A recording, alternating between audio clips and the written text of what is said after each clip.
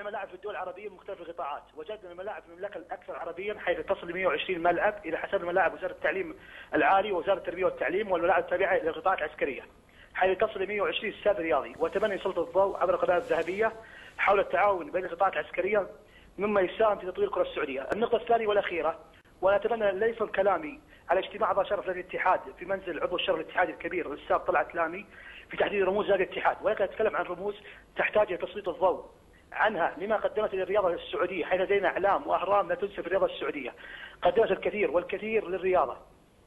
والكل يعلم ما قدم الرمز الكبير عبد الله الفيصل الكره السعوديه والاهلي يرحمه الله، وكذلك صاحب السمو الامير عبد الرحمن بن سعود يرحمه الله نادي النصر، ولكن في اسماء اصبحت منسيه للجيل الجديد من امثال صاحب السمو الامير عبد الله بن ناصر بن عبد العزيز رحمه الله، وصاحب السمو الامير هذلول بن عبد العزيز شفاه الله، عندما قاد الهلال بعد 13 سنه من الغياب عن البطولات الى العوده من جديد للبطولات، تحقيق كاس تحقيق الدوري مرتين عام 97 وعام 98.